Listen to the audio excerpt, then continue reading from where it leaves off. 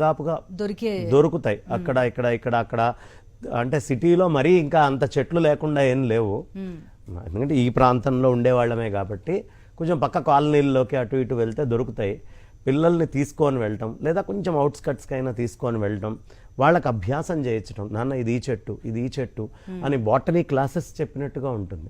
ఇప్పుడు స్కూళ్ళల్లో ప్రాక్టికల్గా నాలెడ్జ్ చెప్పడమే కదా, కాబట్టి తీసుకొని వెళ్ళి ఆ వృక్షాలకు సంబంధించినటువంటి జ్ఞానాన్ని ఆ పిల్లలకు కలిగించడం. మట్టితోటి మనకుండే అనుబంధం ఏమిటి, ఆ మట్టి లోపల నుంచి మహత్తు ఉంటేనే, మహత్తే గణపతి, మహత్తు ఉంటే చెట్లు వస్తాయి. మట్టికి మహత్తు లేదనుకోండి వృక్షాదులు రావు. కాబట్టి ఇన్ని గణాలుగా వచ్చేటటువంటి రకరకాలైనటువంటి సంపదలన్నిటికీ గణపతి ఆయనే. ఒకే మట్టిలో నీకు అనేక వృక్షాలు వస్తున్నాయి, అనేక గణాలు, గణానాంత్వా గణపతి గుమ్మంటాం. ఈ అన్ని గణాలుగా రకరకాలైనటువంటి వృక్షాలన్నీ కూడా ఈయన మహత్తు వల్లే బయటికి వస్తున్నాయి అని చెప్పి ఆ ఉద్దేశ్యంతో పిల్లల్ని తీసుకొని వెళ్ళాలి, చక్కగా నేర్పించాలి. మట్టి గొప్పతనం, నీరు గొప్పతనం, అలాగే వృక్షాల యొక్క గొప్పతనం, భగవంతుడి యొక్క గొప్పతనం. అంటే ప్రకృతితోటి పరిపూర్ణంగా నిండి ఉండేటటువంటి తత్వం గణపతిది, ప్రకృతి తత్వం అది. మీరు అన్నట్టుగా పత్రి పూజలో కూడా అదే చెప్తారు కదా, ఈ పత్రం సమర్పిస్తున్నాము, ఈ ఇలా పూజ చేస్తున్నాము. అవును, అంతేమ్మా. ఎందుకు చెప్తున్నారు అంటే మీకు ఒక గొప్ప రహస్యం ఉంది ఇందులో. ఎందుకు ఈ పత్రాలని తీసుకొస్తున్నారు? వానాకాలం వస్తుంది, మొత్తము చెరువులు అన్నీ కూడా, ఇది నడి వానాకాలం, చెరువులు అన్నీ కూడా పూడికలకు గురవుతాయి, బయట నుంచి మట్టి కొట్టుకొని వచ్చి అది ఇది.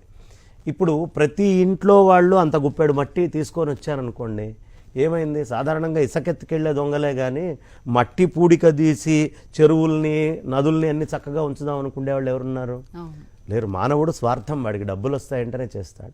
కానీ ఈ పండగ వల్ల మనం లోపల ఉండేటటువంటి బంకని కొంచెం బయటికి తీస్తే చక్కగా నీళ్ళకి ఎక్కువగా స్టోర్ అయ్యేటటువంటి ఇది వస్తుంది.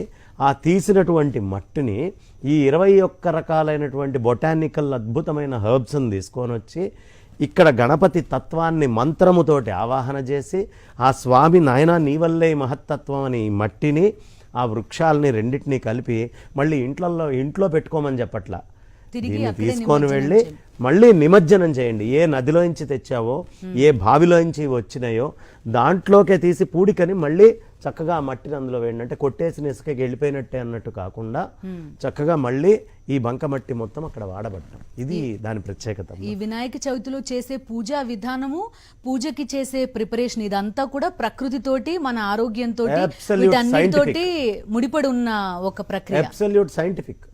అందుకనే చూడండి, మిగతా పండగల్లో పిండి వంటలు అవి ఎలా చేసినా ఇక్కడ స్వామికి పెట్టేటటువంటిది ఏంటి? ఉండ్రాళ్ళు పెడతాం. ఉండ్రాళ్ళు స్టీమ్డ్ ఫుడ్. వర్షాకాలం వచ్చినప్పుడు స్టీమ్డ్ ఫుడ్ని ఎక్కువ ప్రసాదంగా తీసుకోవాలి. Boil it, steam it.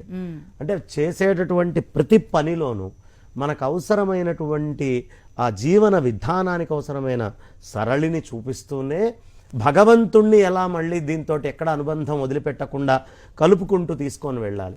నీ జీవితంలో నువ్వు చేసే ప్రతి చిన్న పని, నీ వంట దగ్గర నుంచి, నీ చదువు దగ్గర నుంచి, నీ ఇంట్లో జరిగే ప్రతి పని నుంచి భగవంతుడితోటి నీకు అనుబంధం ఉంది, ఆయన అనుగ్రహం వల్లే నువ్వు ఇంత పని చేయగలుగుతున్నావు అని చెప్పేటటువంటి పండగలే మనవి. అందులో వినాయక చవితి మరీ పిల్లల దగ్గర నుంచి కూడా బాగా కలిసిపోయి ఉండేటటువంటి పండగ. ఆ రూపం ఎంత చూస్తున్నా ఇంకా చూస్తూనే ఉండాలనిపిస్తుంది. అందుకే ప్రసన్నో తరటీముఖ అంటారు. ఎంత చూస్తున్నా అంత ప్రసన్నంగా స్వామివారు కనిపిస్తూ ఉంటారు.